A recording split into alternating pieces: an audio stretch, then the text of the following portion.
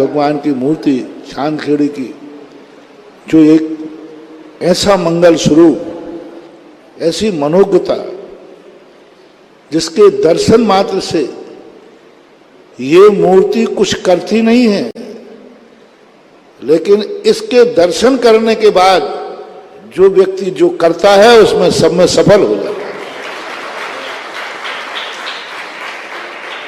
कई प्रकार की शक्तियां होंगी। कई लोग तुम्हारे कार्य को करते हैं साथ में, चलो तुमसे नहीं बनता मैं किए देता हूं, तुमसे कार्य नहीं बनता है चलो मैं तुम्हारे साथ चलता हूं। लेकिन ये मूर्ति कुछ नहीं करती, किसी के साथ नहीं जाती, लेकिन जिसको जो कार्य करना है और इस मूर्ति का ध्यान कर ले और यह मूर्ति यदि दर्शन दे दे तो जाओ, तुम जो कार्य करोगे उसमें सफलता जरूर मिलेगी, क्योंकि इसकी मुद्रा बड़ी मंगल स्वरूप है।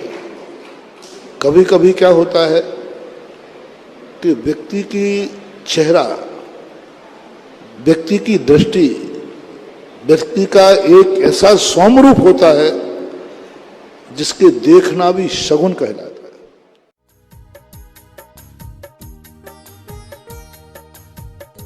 इस कार्यक्रम के पुण्यार्जक हैं श्री आदिनाथ दिगंबर जैन अतिशय क्षेत्र, चांदखेड़ी, खानपुर, जिला झालावाड़, राजस्थान। संपर्क सूत्र हुकुम जैन काका 9414418418। श्री नरेश बैद 9829073295। श्री गोपाल जैन वकील 9414178983। श्री राजेंद्र जैन मैनेजर 9214629719।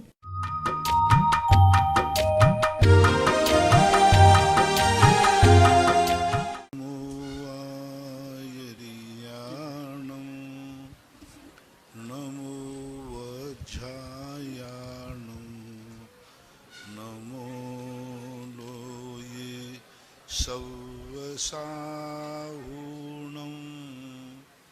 पंच परमेष्टि भगवान की, आचार्य श्री गुरुवर कुंद महाराज की, आचार्य श्री गुरुवर विद्यासागर महाराज, मुनि पुंगव निर्यापक स्मरण मुनि श्री सुधा सागर जी महाराज की, मुनि श्री पूज्य सागर जी महाराज की।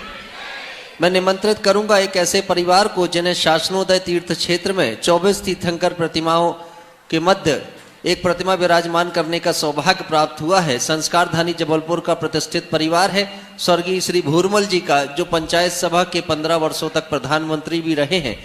सौभाग्यमल जी, राजमल जी जैन, सिद्धार्थ कुमार, परेश कुमार, रितेश कुमार, अरिहंत होजरी परिवार को आमंत्रित कर रहा हूं, कृपया आकर गुरु चरणों में श्रीफल समर्पित करें।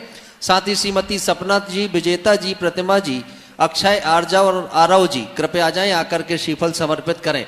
और पूज्य श्री, आपने 11 वर्ष पूर्व जो भक्तांबर की महिमा इस संस्कारधानी को बताई थी, इस परिवार का एक सदस्य जब जलोदर रोग से पीड़ित हुआ तो परिवार के लोगों ने भक्तांबर पर अपनी आस्था व्यक्त की और 45वें काव्य का लगातार घर में वाचन हुआ और परिवार के वो सदस्य जलोदर रोग से पूरी तरह पूर्णतः स्वस्थ होकर के हमारे बीच हैं। ये जगत पूज्य मुनि पुंगव श्री सुधा सागर जी ऋषिराज की प्रेरणा, उनका आशीर्वाद है, जो भक्तांबर की महिमा के माध्यम से एक व्यक्ति आज स्वस्थ जीवन जी रहा है। इसी क्रम में आप भक्तांबर की यही महिमा समझ लो कि एक उजड़े हुए मंदिर से एक शासनोदय तीर्थ बन गया, और अब वो क्या क्या अतिशय वहाँ होने वाले हैं। अमित बाबू, तुम तो एक कॉपी बना लो, एक दिन शासनोदय पुराण लिखा जाएगा। जय हो। उसका नाम होगा शासनोदय पुराण कथाकोश। इतने संस्मरण तुम्हें मिलेंगे कि शासनोदय तीर्थ का एक कथाकोश तैयार होगा। और आप दूसरी बात देखो, उस क्षेत्र की महिमा, 24 नाम चाहिए थे, 24 से 28। भैया जिनको वापस लेना हो जल्दी करो। किसी ने भावावेश में ले लिया हो, आवाज नहीं है, दबाव में ले लिया हो, गर्मी चढ़ गई हो ले लिया हो, आके महाराज मुझे तो अपना नाम कृपया करके वापस ले सकते हैं कल तक के लिए आप, क्योंकि मुझे सेट करना है दूसरों को।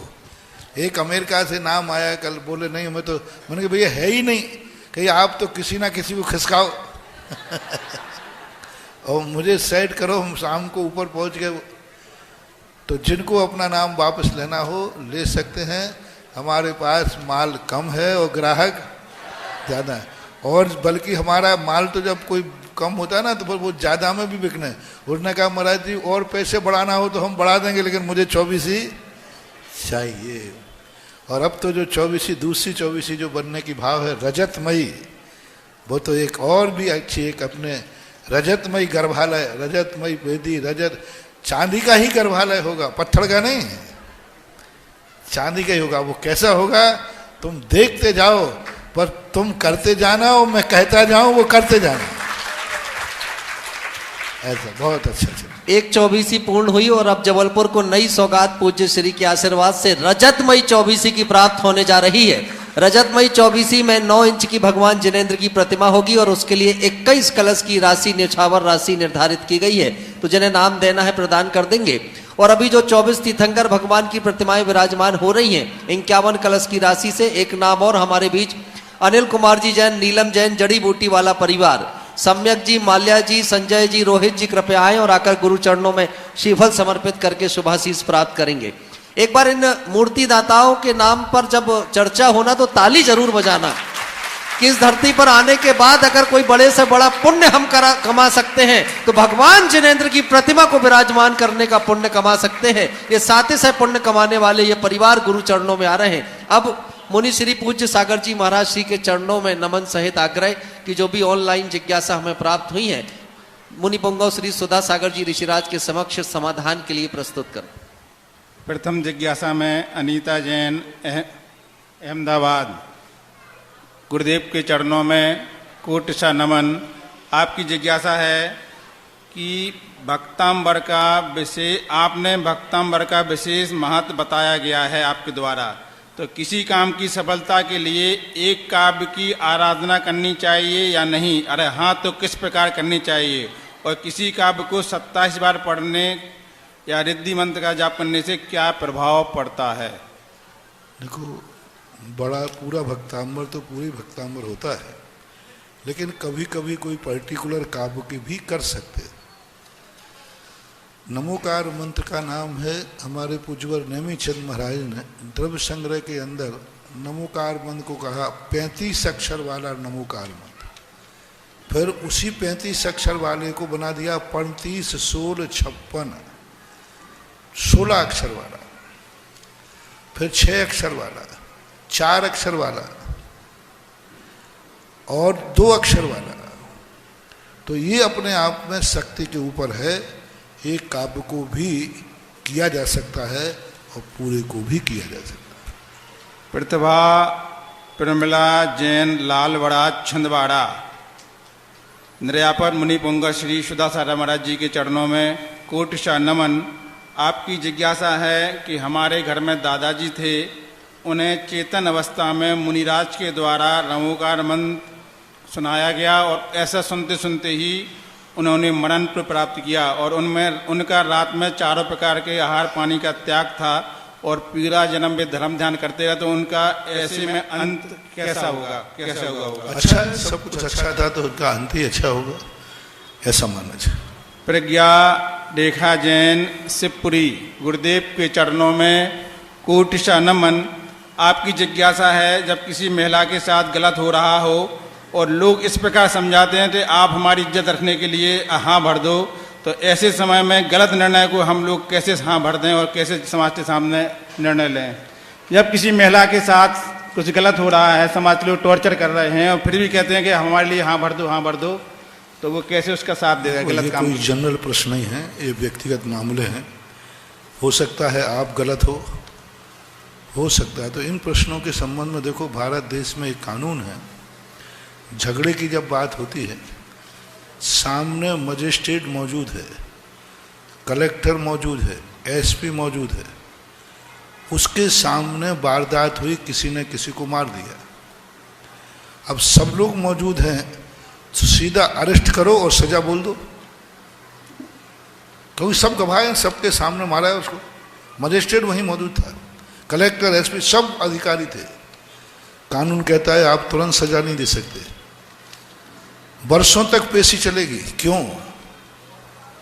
कि तुमने ये देखा है कि इसने उसको मारा है, तुमने ये नहीं देखा कि इसको क्यों मारा है, ये कौन था, क्या भाव था, क्या अभिप्राय था। एक व्यक्ति बहुत मोटा तगड़ा था, एक बच्चे को मार रहा था, तो लोगों ने समझा नहीं, बोले तुझे शर्म नहीं आती, इतना बड़ा होकर इस बच्चे को मारता है, छोड़ इसको। लोगों ने उसको, बड़े आदमी को हाथ पर थोड़ा से पकड़ के अलग कर दिया, मार भी दिया। बोले तुझे शर्म नहीं आती, इतना बड़ा होकर छोटे बच्चे को। अरे भाई शर्म की क्या बात, वो जेब काट रहा था। तो जो बड़े को डांट, अरे वो जेब काट, पकड़ो, अब क्या खाक पकड़ो। अब तो वो भाग गया। तो फर्स्ट हैंड आंखों से जो देख रहे हो उसी पर विश्वास मत करना, थोड़ा पता भी करो कि इसको ये क्यों मार रहा है। तो ऐसे केसों के संबंध में यहाँ जनरल रूप से कुछ नहीं, इसे समझा जाएगा क्या बात है। ऐसे तो कोई भी व्यक्ति हमसे यहाँ भरवा रहे।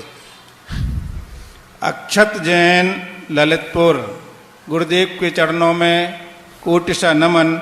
आपकी जिज्ञासा है, पहले समय के मापने के मिनट, घंटे और सेकंड की इकाइयाँ आधुनिक युग की देन है।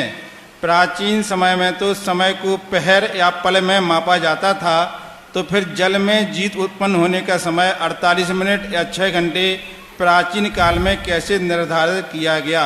हमारे यहाँ 48 मिनट का कोई सवाल नहीं है। हमारे यहाँ पल चलते थे, घड़ी चलती थी, घड़ी। वो घड़ी हमारे यहाँ समय है, आवली है, मुहूर्त है, अंतर मुहूर्त है, ये चलते थे। अब उस अंतर मुहूर्त का जो समय निर्धारित किया गया था, उतने समय को आज हमने घड़ी से नाप लिया। पहले एक घड़ी चलती थी, रेत होती थी, रेत, ऊपर में रेत भर देते थे और नीचे रखा था। उस रेत को देख करके लगा रहता था कि इतने मिनट हो गए, इतने समय हो गया, इतना हो गया। तो घंटा और मिनट तो आज बोले जाते हैं, पहले हमारे शास्त्रों में मुहूर्त बोला जाता था। आप तुम लोग को तो 24 घंटे का मुहूर्त होता है, 24 घंटे का दिन रात होता है। हमारे शास्त्रों में 30 मुहूर्त का दिन रात होता है। तो निकाल लेंगे ना, 24 घंटे का दिन रात है और शास्त्रों में लिखा 30 मुहूर्त का दिन रात है, तो एक मुहूर्त कितने मिनट का हुआ, लगा लो। 24 मिनट का दिन रात है और वहां दूसरा नाम लिखा 30 मुहूर्त का, यानी 48 मिनट का एक मुहूर्त निकल आया, अपने आप निकल आएगा। तो ये तो निकाल। हमारे यहाँ मुहूर्त 30 मुहूर्त का, 15 मुहूर्त का दिन और 15 मुहूर्त का रात, 60 घड़ी, 24 मिनट की एक घड़ी होती है। ऐसे ही निकाल लिया। 60 घड़ी का दिन रात होता है और आज 24 घंटे का होता है। 24 घंटे को 60 में डिवाइड कर दो, अपने आप निकल आता है। ऐसा है। नीरज जैन, जबलपुर सुभाष नगर, गुरुदेव के चरणों में कोटि सा नमन। आपकी जिज्ञासा है, गुरुजी कमेटी के अतिरिक्त समाज का क्या कर्तव्य है? जबलपुर की है जी जिज्ञासा। कमेटी के अलावा समाज का क्या कर्तव्य है कि मंदिर एवं तीर्थ की भावना चहुं ओर हो, जिससे हर मंदिर में अभिषेक करने वालों की लाइन लगी रहे और जैन धर्म का गौरव पूरे विश्व में फैले। मेरे प्रत्येक व्यक्ति का, कमेटियों को छोड़कर प्रत्येक व्यक्ति का ये कर्तव्य है कि ये मंदिर कमेटी के लिए नहीं बनाया गया है। मंदिर बनाया किसके लिए गया? समाज के दर्शन के लिए। तो आपका ये कर्तव्य है कि जब मेरे लिए मंदिर बनाया गया है, और मंदिर किस लिए बनाया जाता है? अभिषेक, पूजन, धर्म ध्यान के लिए। तो प्रत्येक व्यक्ति को नियम लेना है, जो मंदिर मेरे लिए बनाया गया है, अभिषेक पूजन के लिए बनाया गया है, मैं जीवन भर इसमें अभिषेक पूजन करूंगा। यह सबसे बड़ी प्रभावना है। अर्थ, हमारे यहाँ अर्थ क्रिया कहलाती है। जो वस्तु जिस प्रयोजन से बनती है, उसी प्रयोजन से उसका उपयोग कर लेना ही सबसे बड़ी क्रिया है।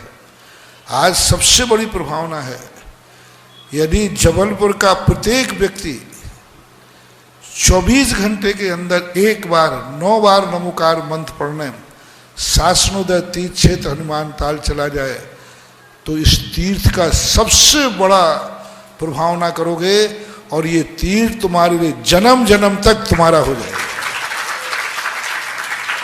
कितनी देर के लिए? 3 उपाय बताता हूं।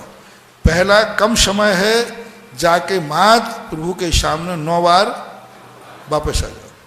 मध्यम समय है, 24 घंटे में हम 1 बार भक्तांबर पढ़ेंगे, लेकिन आदिनाथ भगवान के सामने बैठ के करेंगे, क्योंकि ओल्ड एंड गोल्ड, जो प्रतिमा जितनी पुरानी होती है वह उतना ही शक्तिमान। आदिनाथ शासनोदय तीर्थ से जाकर के मैं 1 बार भक्तांबर पढ़ूंगा। तीसरा कारण है, मैं जाकर के हफ्ते में 1 दिन, महीने में 1 दिन, प्रतिदिन भक्तांबर विधान हम शासनोदय तीर्थ क्षेत्र में करेंगे। भक्तांबर विधान, और फिर देखो इस क्षेत्र की महिमा और इस क्षेत्र का आशीर्वाद तुम्हारे ऊपर पर क्या पड़ेगा, वो मुझे कहने की जरूरत नहीं पड़ेगी। तुम खुद कहोगे कि महाराज जो आपने कहा था उससे कई गुना मैंने पा लिया। अभी सब तीर्थ क्षेत्रों पर प्रश्न आया है, तो शासनोदय तीर्थ क्षेत्र में भक्तांबर तो चल ही रहा है, अब एक नया उपक्रम चालू होना चाहिए, और जबलपुर में कोई बड़ी चीज नहीं है।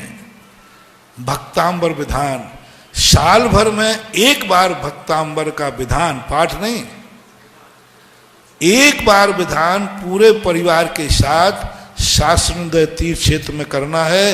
ये सबसे बड़ा उपकार तुम्हारे लिए आदिनाथ भगवान का होगा। फिर देखो साल में कितने बार, ओनली 1 बार, 1 बार पूरे परिवार के साथ, हो सके रिश्तेदारों को बुला लो। साल भर में 1 बार कह रहा हूं, महीने में नहीं, साल भर में 1 विधान, भक्तांबर विधान आप वहां करिए, और उसका मंत्र मैं दूंगा आदिनाथ भगवान का किस मंत्र से करना है, और वो कार्य, और 365 परिवार हो जाए, और प्रतिदिन ये और हो गया, तो फिर देखो शासनोदय तीर्थ क्षेत्र का लाभ तुम्हें क्या मिलता है। अभी प्रत्येक जितने तीर्थ क्षेत्र राजस्थान में हैं, प्राय सब जगह ये असीम कालीन भक्तांबर शुरू हो गया। चांदखेड़ी में लगभग 600 लोग नाम आ गए, नारेली में 1100-1200 नाम है, ज्ञानोदय में, सुदर्शनोदय में 400-500 नाम है, बिजोलिया के अंदर कम से कम 600-700 नाम है। जितने राजस्थान के क्षेत्र सब जगह प्रतिदिन भक्तांबर होता है, और सारे भारत के लोग पहुंचते हैं। 1 हफ्ते पहले उनको सूचना मिलती है फलानी तारीख में आपका भक्तांबर है। कर्नाटक से, आसाम से, पंजाब से, जहां जो है उस दिन वहां पहुंचते हैं, ठाठ से भक्तांबर करते हैं, और भक्तांबर करते समय 1 सिक्का वहां रखा जाता है, मुद्रा, 1 नंदियावर्त रखा जाता है। 1 साल तक वो आदिनाथ के पास रखा रहेगा, 1 साल बाद वो तुम्हें मिलेगा। आदिनाथ के पास रखा हुआ मुद्रा और स्वस्तिक तुम्हारे लिए मिलेगा, वो 1 साल के बाद घर आएगा। मान लो तुम्हारी जिंदगी में 50 साल निकल गए, तो 50 नंदियावर, 50 सिक्के हो जाएंगे। सारी वसीयत तुम अपने बेटे को देना, ये आदिनाथ की वसीयत भी उसको देना कि 50 सिक्के रखना है। वो क्या चीज है पूरे। अब यहाँ पर के लिए भी यहाँ तो बाहर वालों को तो बात का नाम है, सबसे पहले यहाँ पर जितने जबलपुर में लोग हैं, 365 नाम इकट्ठे करना है, और ये 3 तारीख के पहले इकट्ठे कर लो, तो ये कार्य साल भर में 1 भक्तांबर पाठ पूरे परिवार के साथ। आप नाम लिख रहे हैं सब, मोदी जी कह रहे हैं, तो सबके, और इसके लिए एक मंडल तैयार हो जाओ घर घर संपर्क करने के लिए, और सबके नाम यहाँ बुलवाते जाओ, और एक निश्चित राशि आप कर दीजिए, बार बार नहीं देना। एक विधान में जितना खर्च होता है वो ब्याज से चल जाए। एक बार यदि आपने निश्चित राशि दे दी, तो आपके मरने के बाद भी आप भली नहीं रहेंगे, लेकिन आपके नाम का विधान शासनोदय में होता रहेगा। मान लो किसी कारण से आप लोग परिवार नहीं हैं, तो विधान तो वहाँ होगा, आपका नाम लेके होगा, आपके नाम की मुद्रा डाली जाएगी, और आप नहीं भी आएंगे तो कोरियर आदि से आपके घर वह मुद्रा भेजी जाएगी, और पीढ़ी दर पीढ़ी। वो आज तुम्हारी कमेटी में विचार के कर लेना कि एक उसके लिए कितना रुपए का खर्च आता है, एक विधान में कितने रुपए के ब्याज में वो आ जाएगा, क्योंकि हर साल तो कौन लेता फिरेगा। एक नियत राशि कर दो, जैसे कि अभी चांदखेड़ी में उन्होंने 51,000 किए थे ऑनलाइन, कब तक? जब तक वो तीर्थ क्षेत्र रहेगा तब तक उस तारीख में तुम्हारा विधान होता रहेगा,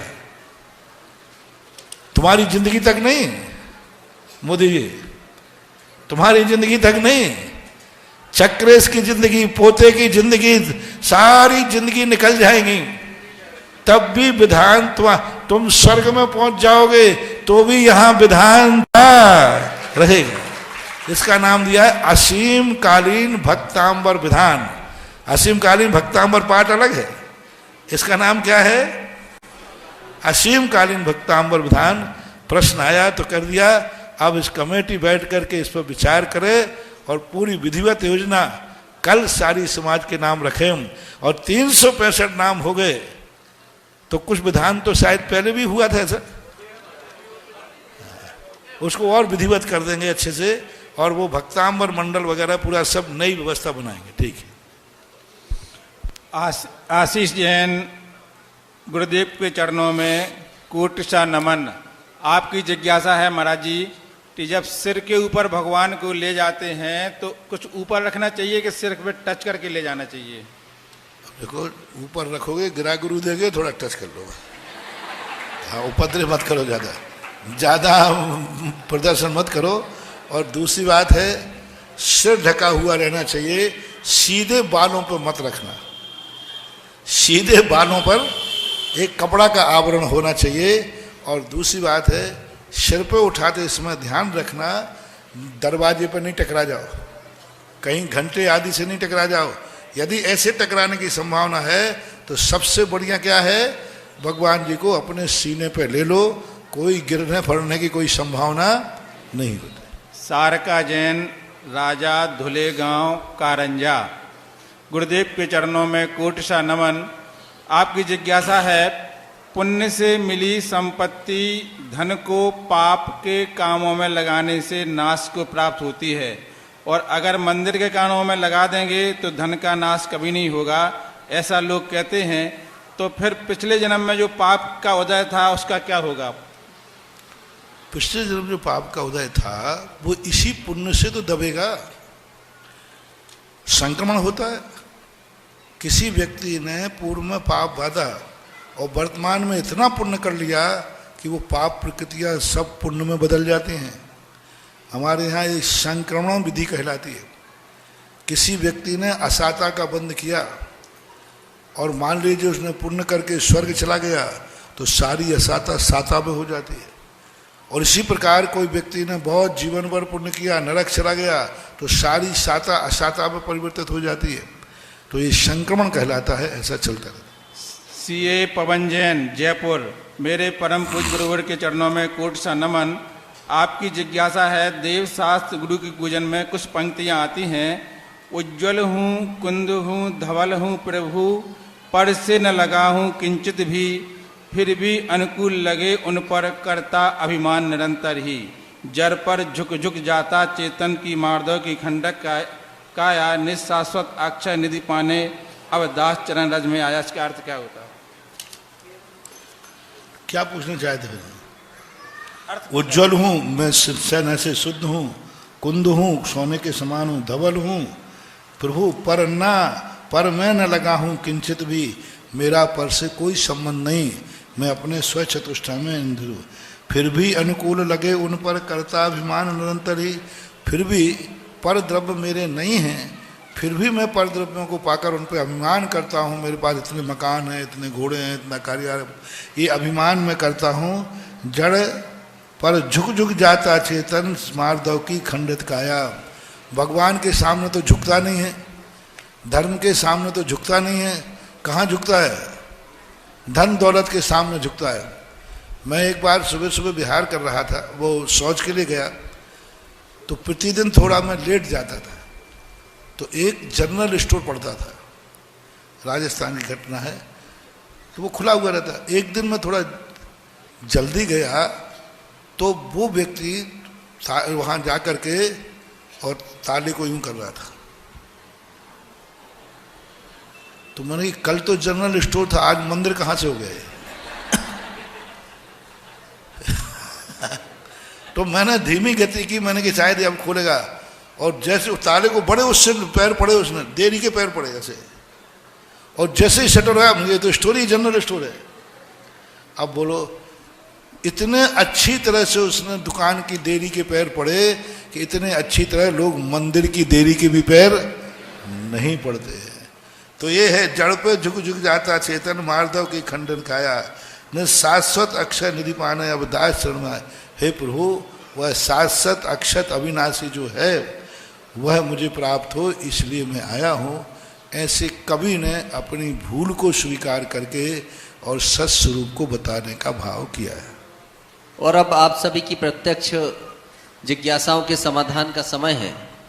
एक व्यक्तित्व तो हमारे बीच ऐसा आया है जिसके भाव हुए कि पूज्य मुनि श्री के सानिध्य में पंचकल्याणक प्रतिष्ठा महोत्सव हो, तो उस महोत्सव में जितनी भी द्रव्य लगे वो अपने परिवार के माध्यम से वो दान देना चाहते हैं। श्री मनीष मलैया जी दमोह से हमारे बीच उपस्थित हैं, उन्हें मैं आमंत्रित कर रहा हूं, कृपया आए, गुरु चरणों में नमन करें। मनीष मलैया जी कुंडलपुर महोत्सव के लिए भी उन्होंने सारी द्रव्य वहां समर्पित की थी, अभी जो कुंडलपुर का महामहोत्सव हुआ है।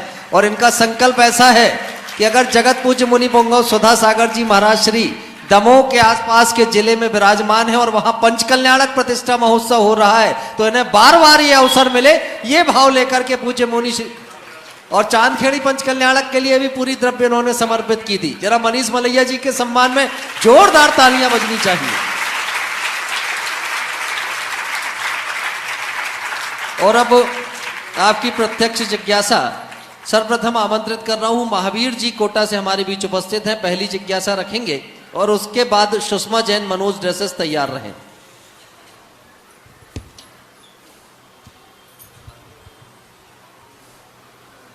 महावीर जी कोटा और तैयार हैं सुषमा जैन मनोज ड्रेसेस। अपने स्थान पर खड़े हो जाएं शीघ्रता से। चलिए, जब तक महावीर जी आ रहे हैं तो सुषमा जी को दे दें। और सुषमा जी के परिवार से अंशुल और जूनो जी ने पूज्य मुनिषी को बड़ौदा से नमोस्तु कहा है। और महाराज श्री, उन्होंने आपके आशीर्वाद से कुंडलपुर में एक प्रतिमा विराजमान करने का सौभाग्य प्राप्त कर लिया है। उन्होंने पहले आपसे निवेदन किया था। नमोस्तु महाराज श्री। सुषमा जी अपनी जिज्ञासा रखें। पूज्य श्री सुधा सागर महाराज जी के चरणों में नमोस्तु नमोस्तु नमोस्तु। महाराज जी, मेरी ये जिज्ञासा है केवली समुद्घात से। महाराज जी, जब केवली भगवान समुद्घात करते हैं तो उनकी आघातिया कर्मों की स्थिति ज़्यादा होती है, आयु कर्म की कम होती है। तो नाम गोत्र और वेदनी को आयु कर्म के बराबर लाने के लिए समुद्घात करते हैं। तो मैं ये जानना चाहती हूँ, सभी केवली भगवान समुद्घात करते क्या? नहीं, जिन जीवों के आयु कर्म से अधिक 3 घातिया कर्मों की स्थिति है वही करते। दूसरा, पूज्यवर वीर सेन स्वामी महाराज ने जिनकी 6 महीने आयु शेष रह गई है उनको केवल ज्ञान हुआ है, तो वो भी केवली समुद्घात करते हैं, सभी नहीं करते ऐसा। इसके बाद जिज्ञासा रखेंगे सुनील जैन गमछावाला परिवार से और तैयार रहें अनिल श्रीमती नीलम जैन। श्री पुंगव सुधा सागर महाराज जी के चरणों में बारंबार नमोस्तु। महाराज जी, हमारा एक जिज्ञासा ये है कि जैसे लोग बुरे काम करते हैं, जुआ सट्टा वगैरह से जो कमाई करते हैं और वो दान में लगाते हैं, तो उसका फल कैसा होता है? और जो पुण्य से पैसे कमाते हैं उसका दान में देने से फल क्या होता है? देखो, पाप से कमाई हुई कमाई को यदि वो दान के लिए नहीं कमाना है, दान के लिए पाप नहीं करना है, लेकिन पाप करता ही है, तो फिर कम से कम उसे दान करना चाहिए। क्योंकि कमाने में पाप किया तो गमाने में पाप। मैं आपसे पूछता हूँ, एक चोर आया चोरी करके, और वो चोरी करके प्रवचन सुन लिया होगा, तो उसने कहा महाराज जी, मैं दान आपसे ही कहा, मैं ये 10 लाख रुपया लाया हूँ चोरी करके। तो आपने गलत किया, वापस करके आ जाओ। नहीं, वापस करने तो नहीं जाऊँगा, वापस करने तो वो जा भी नहीं सकता, पकड़ा जाएगा, दुनिया भर की बहस होगी। या तो आप दान दिलवा दो कहीं गौशाला में, कहीं भी, नहीं तो फिर मैं एक महफिल बुलाता हूँ जिसमें शराब बांटूंगा। सबको खुली शराब पिलाऊंगा और मेरा मन है, और चोर है, स्पष्ट है।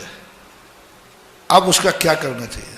3 काम उसने वापस करेगा नहीं, और वो या तो खुली सबको शराब पिलाएगा, नहीं तो आपसे कह रहा है वो दान करा दो गौशाला में, अस्पताल में, मंदिर में, धर्मशाला में, कहीं। तो आप क्या करेंगे और क्या करना चाहिए? प्रस्ताव पास हो रहा है आज। दान देना चाहिए महाराज जी, दान ही देना चाहिए, दान देना चाहिए। चोरी का है, ध्यान रखना पड़े। खुली खुली कह रहा है चोरी करके लाया हूं, और 2 में से एक कार्य करना है, या तो वो पापों में खर्च करेगा, अय्यासी करेगा, और या फिर कहीं दान दिला दो गौशाला आदि में कहीं। तो क्या करना चाहिए? दान ही देना चाहिए। सबकी राय, दान देना चाहिए। सर्वसम्मति से। बस हो गया ना जवाब। अरे भाई वो दान दे ही तो रहा है, ले तो नहीं रहा है। हाँ ये हो कि यदि दान नहीं देंगे तो अगली बार से वो चोरी नहीं करेगा, तो फिर नहीं देंगे। वो कह रहा चोरी तो करूंगा। एक वीरप्पन बहुत बड़ा डाकू था, तस्कर, चंदन तस्कर। उसको पुलिस कभी नहीं पकड़ पाई, क्योंकि वो गरीबों का मसीहा था, अमीरों को लूटता था, चंदन की तस्करी करता था, लेकिन जंगल में रहने वाले एक एक गरीब का वो बादशाह था। हर गरीबों को, कभी उसके घर में उसके घर में सदा फकीरी थी, और बहुत बड़ा स्मगलर था, और सारा लूट करके, सारा करके उन गरीब को जो जंगलों में रहते हैं उनके परिवार को पालता था, उनकी कुटियां बनाता था, उनके शादी विवाह में देता था, ये काम करता था वो। अब बोलो उसको क्या करो? वो उसको मन में कैसा आया? तस्करी तो हो ही रही थी, वो ना करता, दूसरा करता, उसने उसका ये रूप अपनाया। तो अब उन गरीबों से पूछो, जब वो मरा था ना, घरों में चूल्हे नहीं जले थे। उन्होंने कहा सारे लोग कह रहे डाकू मर गया, और वो कह रहे थे मेरा देवता मर गया। तो ये स्थितियां होती हैं, इन पर सब पर विचार करना चाहिए, हानि लाभ देखना चाहिए कि इसमें लाभ क्या है और हानि क्या है। इसके बाद जिज्ञासा करें अनिल कुमार जी, श्रीमती नीलम जैन, और तैयार रहें श्रीपाल जैन बीना। नमोस्तु गुरुदेव। नमोस्तु गुरुदेव। मेरी जिज्ञासा ये है कि हे गुरुदेव, यदि हमें रात्रिकालीन समय में कोई जिन मंदिर में जिन बिंब के ऊपर कोई जीव जंतु दिखाई देता है, तो हम श्रावक क्या कर सकते हैं? कुछ नहीं कर सकते, वो धीरे से निकल जाएगा। अपन को कुछ नहीं करना है, वो मूर्ति है, धीरे धीरे वो निकल जाएगा, कुछ नहीं करना। इसके बाद जिज्ञासा करें श्रीपाल जैन बीना, और तैयार रहें मोना जैन। श्रीपाल जैन बीना शीघ्रता से आ जाएं।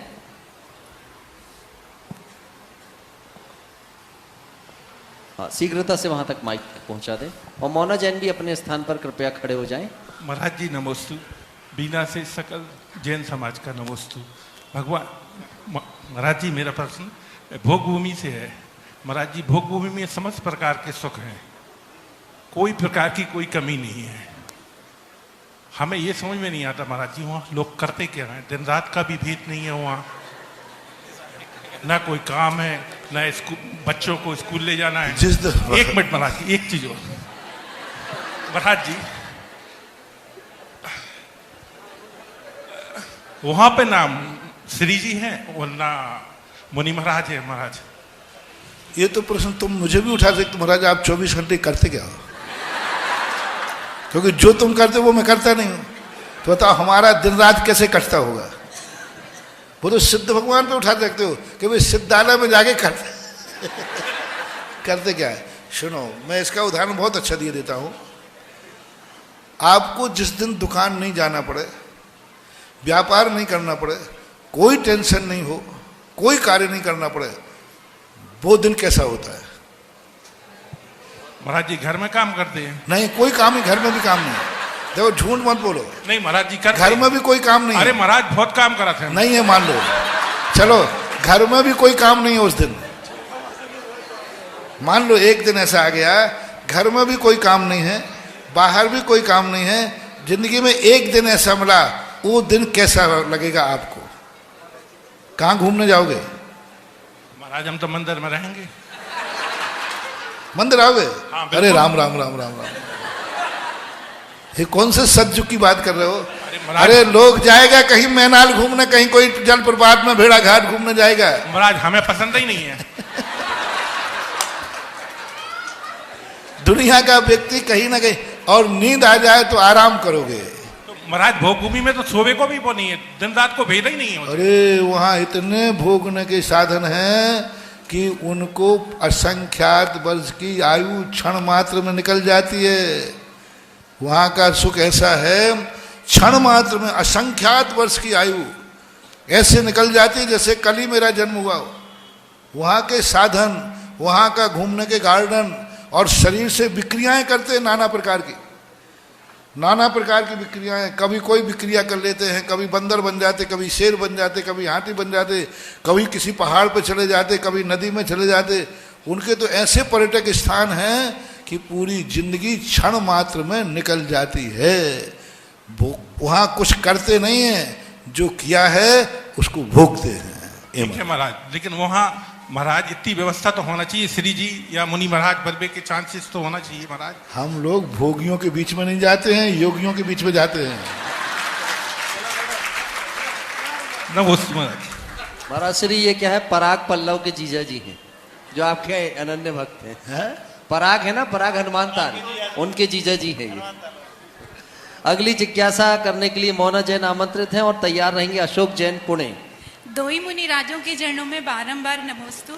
महाराज श्री, आज वर्तमान में बेटी बेटियों को लेकर जो समानता की बात चल रही है वो किस सीमा तक सही है, कृपया मार्गदर्शन कीजिए। समानता की जो बात चल रही है कहाँ तक सही है? बहुत गलत, अनर्थ है, बहुत अनर्थ। पुरुष, ओम शांति, पुरुष जब स्त्री की बराबरी करेगा तो पुरुष का बहुत बड़ा नाश हो जाएगा। स्त्री जब पुरुष की बराबरी करेगी तो स्त्री का नाश हो जाएगा। ये जो बराबरी का कॉम्पिटिशन चल रहा है ये कदापि नहीं होना चाहिए। हर वस्तु की मर्यादा होती है। यदि प्रकृति से दोनों में भेद नहीं होते, दोनों में बराबरी नहीं होती, तो फिर ये सारी दुनिया के हिस्से नहीं रखे जाते। आज जन्म देने का अधिकार स्त्री को है, पुरुष को नहीं। आज उसके शरीर की रचना ही प्रभु ने ऐसी की, प्रकृति ने ऐसी की है कि उसको मर्यादा में रहना पड़ता है। आज सब स्थितियों में देखो कैसे बराबरी कर सकते हो। बहुत छोटा सा उदाहरण देता हूँ। जैसे आप लोग हैं घर में अंडरवियर और टावल लपेट के घूमते रहते हैं कि नहीं, बोलो? तो बराबरी में महिला क्यों नहीं घूम सकती? बिटिया ही है, माँ है, बहन है, पत्नी है, कोई पराई नहीं है। घर में कौन है भैया? माँ बेटे बहन ही है। तो क्या वो टावल लगा के वो भी घूम सकते क्या? नहीं घूमते। क्यों? विदेश में भी, देश में भी मर्यादा है। स्त्री की मर्यादा स्त्री की रहेगी, पुरुष पुरुष ही रहेगा, स्त्री स्त्री रहेगी। और ये जो बराबरी की होड़ कर रहे हैं, इससे नारी जाति का पतन ही है। नारी जाति को अपने स्वाभिमान की रक्षा करना है। उसकी जो मर्यादाएं हैं उन मर्यादाओं का उल्लंघन न करे। मैं ये नहीं कह रहा हूँ आगे ना बढ़े, लेकिन पुरुष की बराबरी ना करे, पुरुष की होड़ ना करे। पुरुष पुरुष है, नारी, और पुरुषों से भी कहना है वे नारियों की बराबरी न करें क्योंकि तुम पुरुष हो। जिज्ञासा करें महाराज जी, नमोस्तु महाराज। अशोक जैन पुणे और तैयार रहे श्रीमती रेसु रोकड़िया। नमोस्तु गुरुवर, त्रिवार नमोस्तु नमोस्तु। मेरे परिवार की ओर से, मेरी बच्ची स्विट्जरलैंड में, उसकी ओर से जो नमोस्तु आजकल अपनी नमोस्तु। बच्चियों को हायर एजुकेशन कराते हैं, ये बच्चियों की जिंदगी को नरक बना रहे हैं। हायर एजुकेशन पढ़ने वाली बच्ची, या तो एक ही तरीका है, ओम शांति, सुनो। हायर एजुकेशन करने वाली बच्चियों को और माता पिताओं को मेरा कहना है, और बच्चियों से मेरा कहना है, खूब पढ़ाई करो, खूब पढ़ाई करो, लेकिन जिंदगी में ब्राह्मी सुंदरी जैसा आजीवन ब्रह्मचर्य व्रत धारण करो। कोई पढ़ाई नहीं है, कोई दिक्कत नहीं है, खूब हायर एजुकेशन करो, सब कर सकते हो। माता पिताओं से कहना है, उनको पढ़ाओ खूब, लेकिन उनको गृहस्थी में प्रवेश मत कराना। क्योंकि हायर एजुकेशन करने वाली जिंदगी में जब ससुराल जाएगी, वो किसी के अंडर में नहीं रहेगी, वो पति के अंडर में नहीं, और वो बेटों को जन्म नहीं देगी तो उसका पालन नहीं करेगी, सही मां नहीं बन सकती। क्योंकि वो नौकरी करने जाएगी या बच्चों का पालन करेगी? नौकरी करने जाएगी बच्चों का, और थोड़ा सा भी कोई बात किसी ने कह दिया तुम ही नहीं कमाते हो, मैं भी कमाती हूँ। और बच्चों की जिंदगी तो हायर एजुकेशन करने वाली माँ को माँ बनने लायक नहीं है। वो नौकरी करने वाली औरतों को माँ नहीं बनना चाहिए, क्योंकि वो नौकरी को समय देंगी या, और नौकरी पे आई हुई सारी झुंझलाहट आगे किस पर निकालती? फिर घर पर निकालती। तो तुम्हारा दायित्व जो है, एक घर है वही तुम्हारा ऑफिस है, बाल बच्चे ही तुम्हारे सारे, उनका पालन करना ये जीवन में है। और आज देख रहे हैं जितने हायर एजुकेशन पढ़ते हैं इनकी अंत में बनती नहीं है। मैंने 1-2 कलेक्टर थे, दोनों मियाँ बीबी ने, वो कलेक्टर थे, वो ऐसे बजे, इतने लोगों में इतने द्वंद्व, दोनों कभी 2 शब्द भी एक दूसरे, आई एम कलेक्टर, तुम भी हो तो मैं भी हूँ।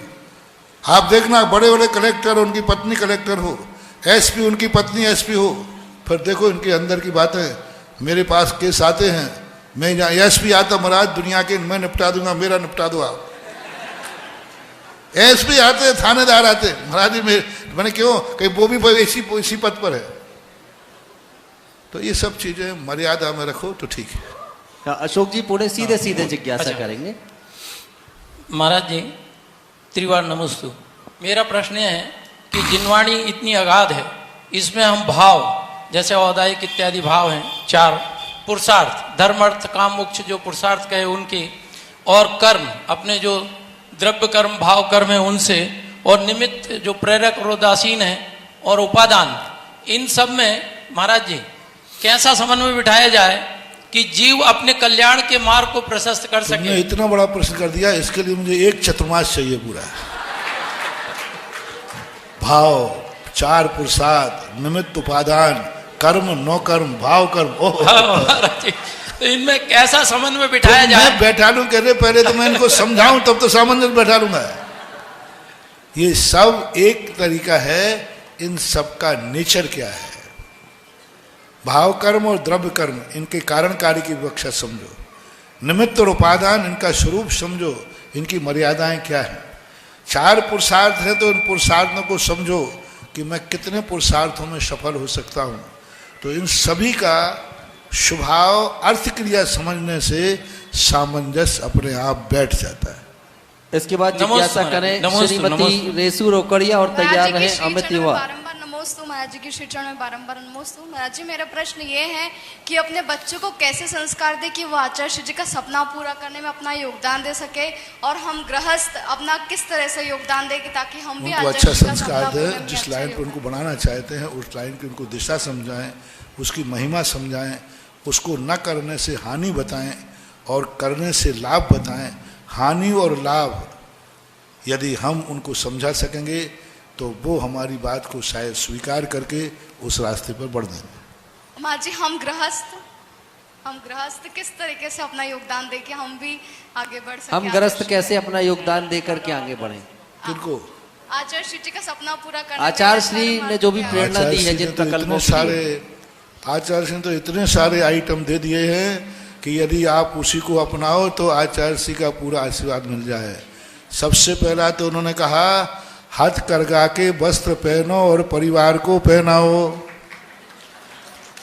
विदेशी कपड़े बंद करो, हाथ करगा के कपड़े पहनो। दूसरा उन्होंने कहा कि प्रतिभा स्थली दी, अपने बच्चे बच्चियों को रिश्तेदारों को प्रतिभा स्थली भेजो। तीसरा आपको दिया गौशाला का, शांति धारा का, कि ये विदेशी डिब्बा पैक वस्तुएं खाना बंद करो और अपनी स्वदेशी वस्तुओं को ग्रहण करो। बहुत सारे आइटम आचार्य उनका पालन करो। इसके बाद जिज्ञासा करें अमित युवा, और तैयार रहे मोना बेटिया। अमित युवा, हाँ मोना बेटिया जी अपने स्थान पर खड़े हो जाएं, अगली जिज्ञासा करें।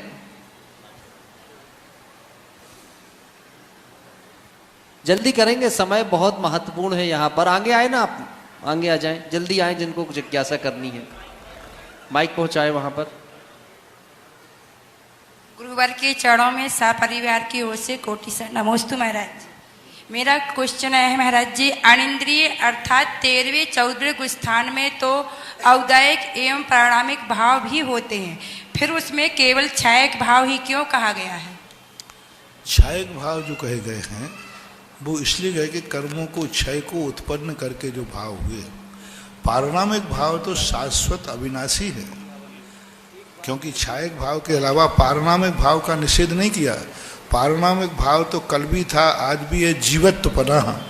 तो जीवत्वपना तो सदा से विद्यमान है, इसलिए उनको वहाँ गौण कर दिया। लेकिन 9 लब्धियाँ, क्योंकि पुरुषार्थ वो तो शाश्वत अविनाशी है, ये छायक भाव उन्होंने पुरुषार्थ करके प्राप्त किए हैं।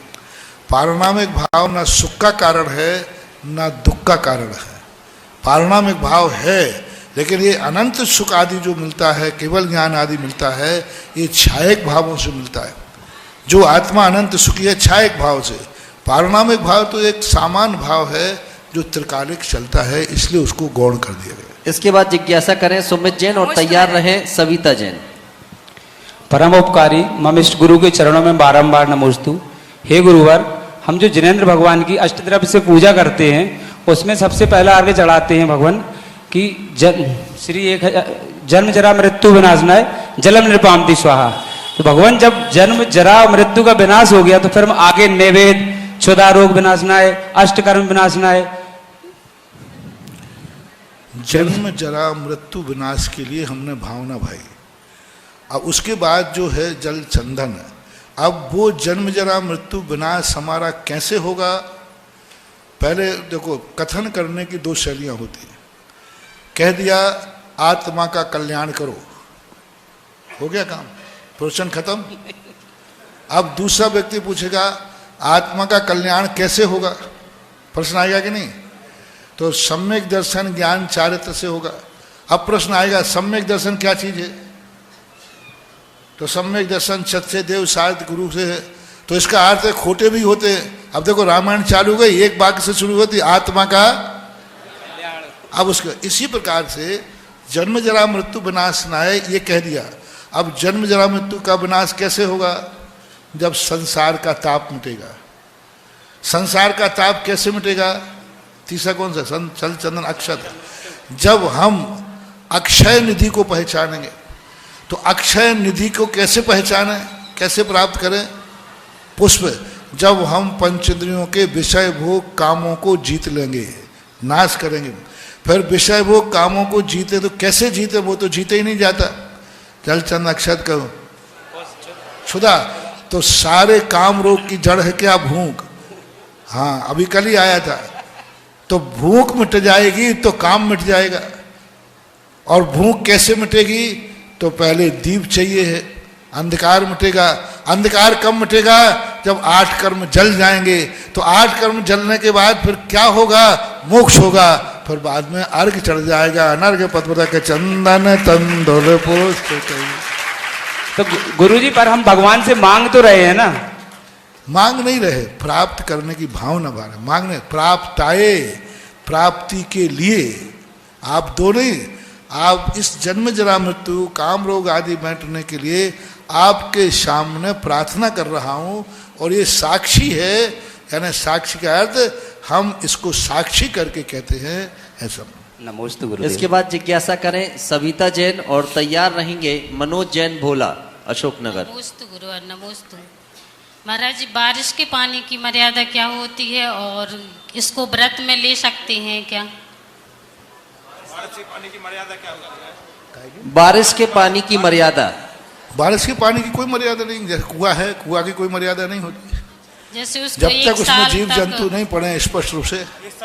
1 साल तक रख हाँ हाँ, के रखते ही है टाँका। पूरे राजस्थान में जाके देखो, शेखावाटी में सैकड़ों साल से टाँके ही बनते। टाँके में पानी स्टोर कर लेते हैं और साधु संघ भी उसे पानी पीते हैं। अभिषेक भी उसी पानी से होते हैं। वहाँ कुएं है ही नहीं, टाँके हैं। बरसात का पानी इकट्ठा कर लेते हैं और इतना स्वच्छ पानी रहता है, उसमें देखने में कोई कीड़े बीड़े नहीं होते। बहुत स्वच्छ पानी होता है, गंध से रहित होता है। तो बरसात का पानी ऐसे ही है जैसे कुएं का पानी होता है, उसी में बिलछानी डाल देना चाहिए। अब वो आइटम देखो प्लास्टिक आदि के में ठीक नहीं है। वो तो चूना मिट्टी का बनना चाहिए, और हौद में रखना चाहिए और जमीन के अंदर होना चाहिए, धूप नहीं लगना चाहिए, चारों तरफ मिट्टी से ढका हुआ टांका बनने की एक विधि है और उस विधि के अनुसार होता है तो अच्छा रहता है। इसके बाद जिज्ञासा करें मनोज जैन भोला अशोकनगर से हमारे बीच हैं और तैयार रहें अवनी जैन। मेरे आराध्य गुरु चरणों में बारंबार नमोस्तु नमोस्तु नमोस्तु। महाराज जी, दर्शनों ने अतिशय क्षेत्र का ऐसा क्या, आदिनाथ भगवान का ऐसा क्या अतिशय है जो रोज वहाँ अभिषेक और शांति धारा का अतिशय हो रहा है?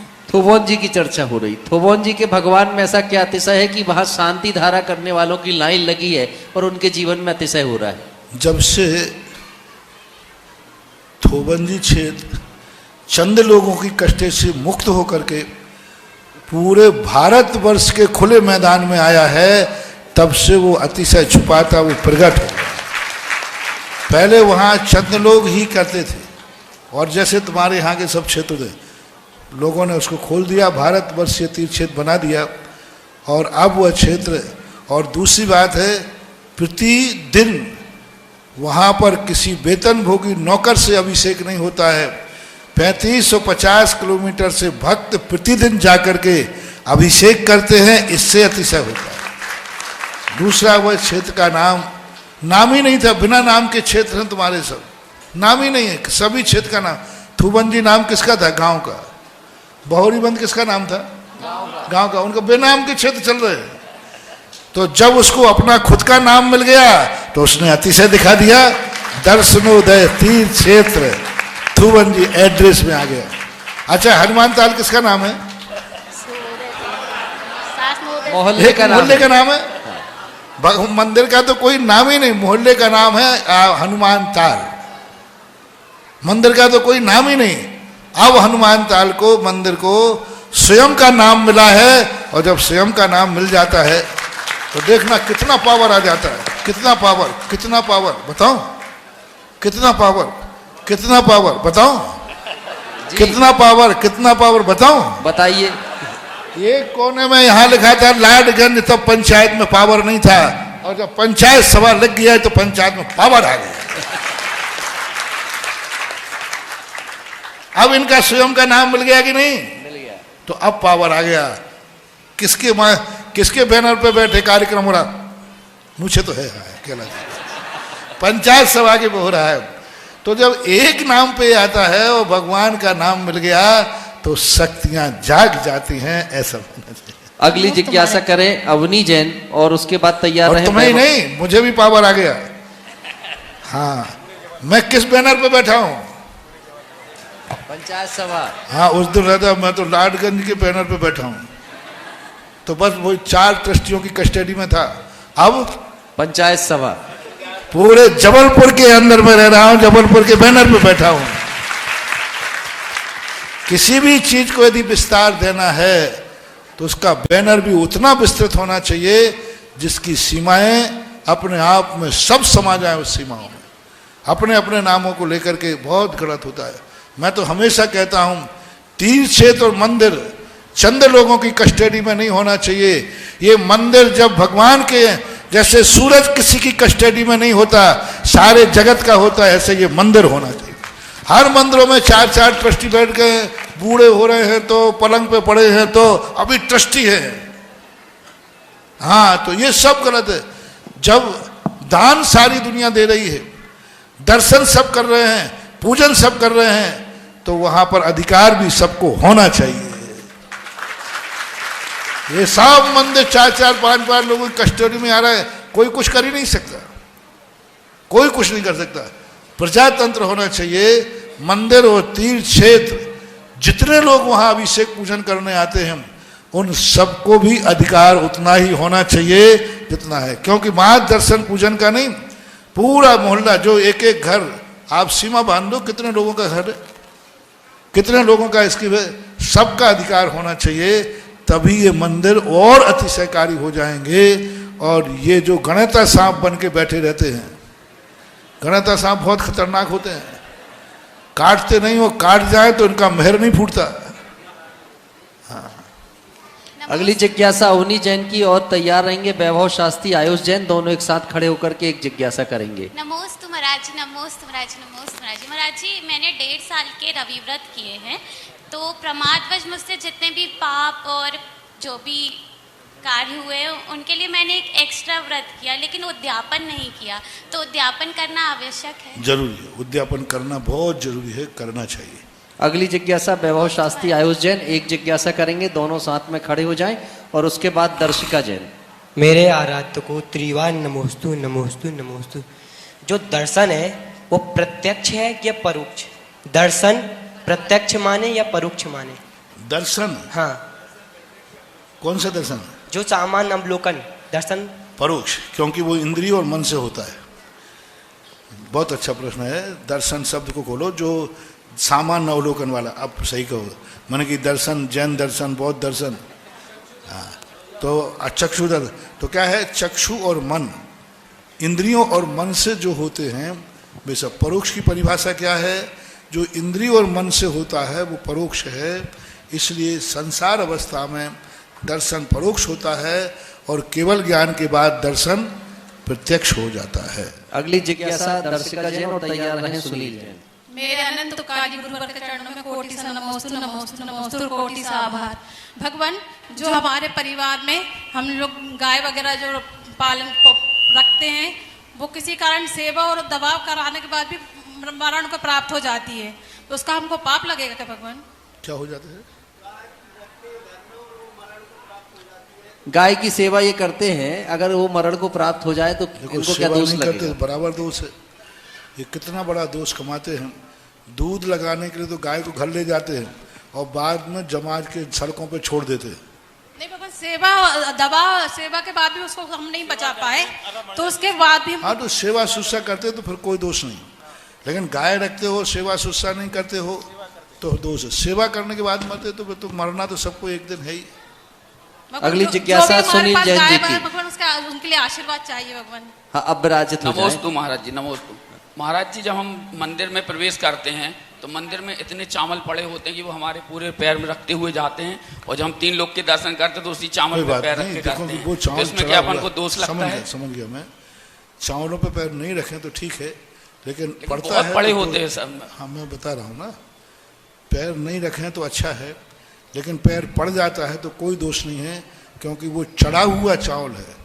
चढ़ने के पहले पैरों में नहीं आना चाहिए, चढ़ने के बाद वो निर्माण हो जाता है। लेकिन वो घर पे होते तो वो अन्य के रूप में यूज करते हैं, पर उसमें तो पैर पड़ता नहीं है, तो वहां तो लोग झाड़ू लगा के घर में यदि पड़े होते हैं तो उसको साइड कर देते, बोलते जी अन्य इसमें पैर नहीं रखना, और मंदिर में वही चीज में पैर रखे रहते हैं। घर में जो पैर नहीं पड़ना चाहिए वो दाना खाने का है, ये दाना चढ़ा चुके निर्माल है, इसलिए पैर पड़ जाता है तो कोई दोष नहीं है, लेकिन फिर भी पैर ना रखें अच्छा है। बैठे विराजित हो जाएं। असीम कालीन भक्तांबर विधान के लिए कुछ नाम हमारे बीच आ भी गए हैं। पूज्य श्री ने आज अपनी वाणी के माध्यम से प्रेरित किया। करके घोषणा करना अभी नहीं। हाँ, अभी घोषणा नहीं कर रहा हूँ महाराज। पहले कमेटी के द्वारा व्यवस्थित घोषणा हो फिर देखिए। हाँ, 12 लोग तो अभी तैयार होगा, 365 पूरे तैयार करना अपने को। अब जिज्ञासा समाधान के सत्र को हम समापन की ओर लेकर के जा रहे हैं और उस पात्र का चयन करेंगे जिन्हें आज पूज्य श्री की महाआरती करने का सौभाग्य प्राप्त होगा। ये सौभाग्य आज मिलने जा रहा है ऋषि पूरन चंद सिंघई तारादही वाले शिवनगर वालों को। कृपया आगे की ओर आ जाएंगे और ये सौभाग्य प्राप्त करेंगे। ऋषि पूरन चंद सिंघई जी आगे आ जाएंगे और अरिहंत होजरी परिवार भी यही रहेगा। शीघ्रता से आप सभी लोग आगे जाएं। जिन्हें असीम कालीन भक्तांबर विधान के लिए अपने नाम नोट कराना है वो अपने नाम हमारी समिति के पास नोट करा देंगे। वर्ष में एक बार पूरे परिवार के साथ भगवान आदिनाथ के समक्ष शासनोदय तीर्थ क्षेत्र पहुंच करके आप सभी को भक्तांबर विधान करना है। इस भाव के साथ सभी लोग अपने नाम दे दे। 365 नामों की हमें आवश्यकता है। ऋषि पूरन चंद सिंघई आगे आ जाएं, आज के पुण्यार्जक हैं। पुत्र जयेश के नामकरण के उपलक्ष्य में आज संध्या काल में आरती करने का सौभाग्य भी ऋषि जी प्राप्त कर रहे हैं। संदीप जी मखालू, ऋषि जी ये खड़े हुए आज के पुण्यार्जक।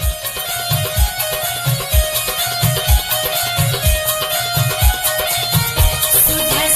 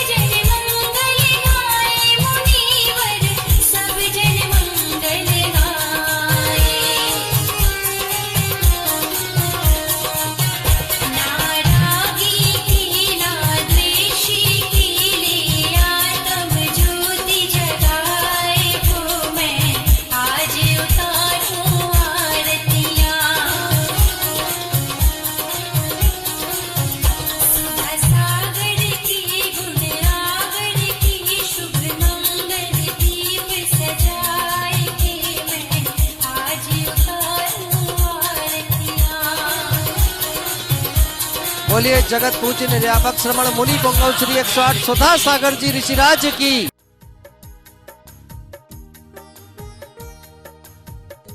इस कार्यक्रम के पुण्यार्जक थे श्री आदिनाथ दिगंबर जैन अतिशय क्षेत्र चांदखेड़ी खानपुर जिला झालावाड़ राजस्थान। संपर्क सूत्र हुक्म जैन काका 9414418461 श्री नरेश बैद 9829073295 श्री गोपाल जैन वकील 9414178983 श्री राजेंद्र जैन मैनेजर 9214629719।